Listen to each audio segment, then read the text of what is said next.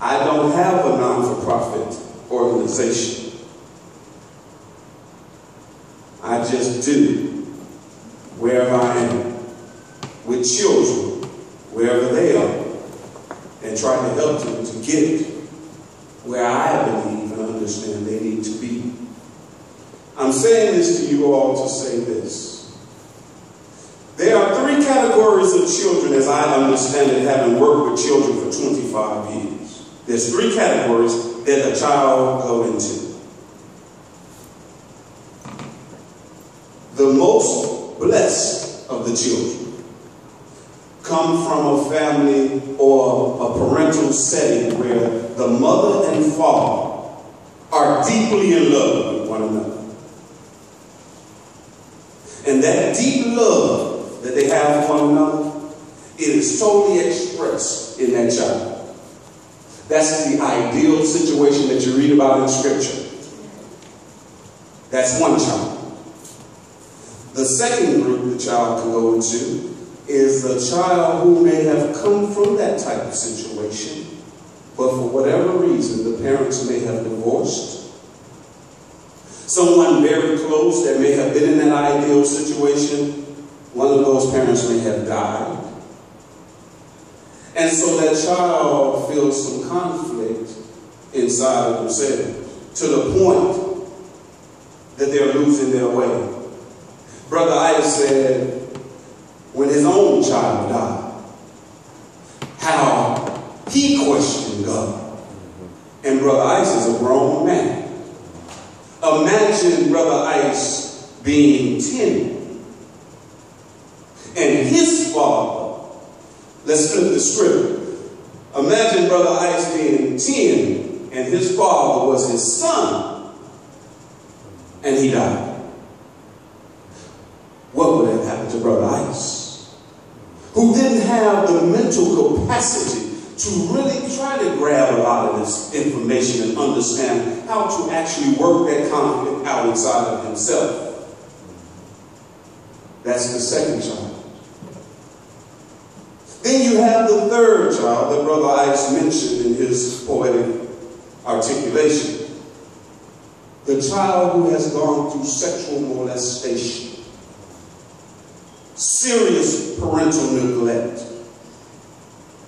or has come up under a parent who was not in a love relationship, but was in a love-less relationship that had to do nothing but with sexual gratification.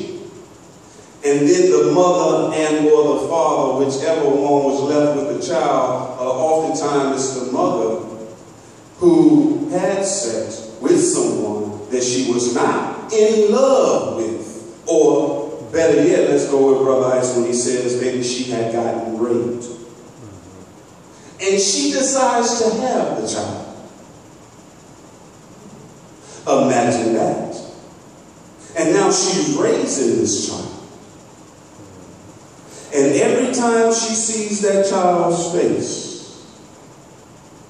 she sees him, or he sees her. And so, no matter what the child does, that child can never be good enough for that parent. Because it's not about what the child does, it's about what the child represents.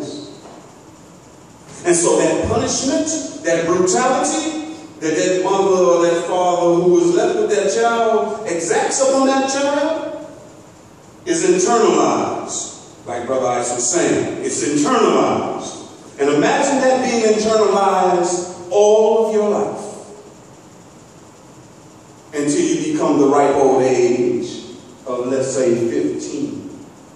And now I'm bigger in stature. Stand up for me, Antoine.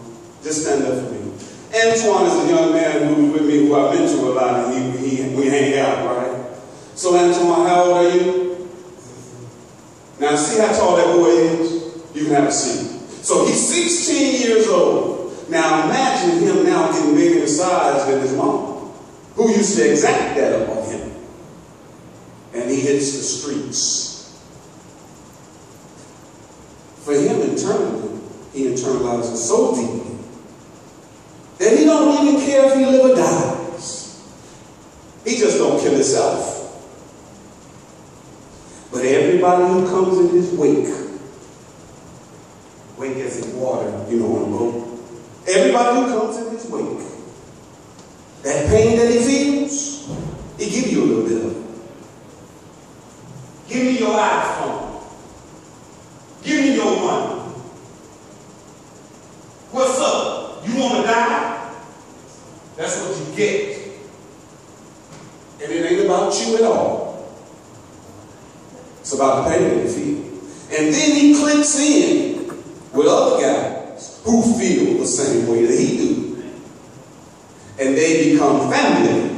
So now you don't just have one, you have two. Then you get three, and then you get four. But watch this, the irony behind this is this. Is that young man who has felt so much pain, the one who has felt the loss, like Brother Ice. He is heavily influenced by the one who felt a lot of pain to the point that his peer pressure becomes greater than the peer pressure of the parents in the house. So now he becomes a part of their crew. And the one who comes from the ideal situation, where the parents was taking care of him, putting shoes on his feet, nice clothes on his back, he may even have an iPhone because he got straight A's in school. And he's going to school. To urban prep. I use urban prep for a particular reason. He going to urban prep with his book bag. Getting straight A's, doing what he's supposed to do. But those other two, they see him going to urban prep. Right? And what does he do? Give me your book bag. Give me your gun. Excuse me, give me your phone. He gives it to him. He's afraid to tell mom and daddy at home. Because it makes him feel less than. But guess what he starts to feel? He starts to feel that rage inside of him, that neglect inside of him, to the point that guess what he does? This ain't going to happen to me again. He ends up stealing mom and daddy's gun at home, and putting it in his book bag, so when he gets ready to go to school, he's going to make sure anybody's sticking him up no more. That's why you hear sometimes on the news they say the kid was a good kid. I don't know what happened. That scenario I just painted to you about an urban prep kid actually happened, where he went to the county jail and ended up having to pay $2,000 to get out of jail. He was a straight A student and he carried a gun to school, but he wasn't street savvy enough to get through the metal detectives, and next thing you know, they took him to jail. That's what's happening in the city of Chicago. Now imagine those types of children, all of them coming to one centralized place, the Cook County Juvenile Detention Center. See, I don't really want to take up a lot of your time, but I'm trying to get to a solution because you see this, and I'm telling you, this is so dear to my heart. It's deeper than you can imagine.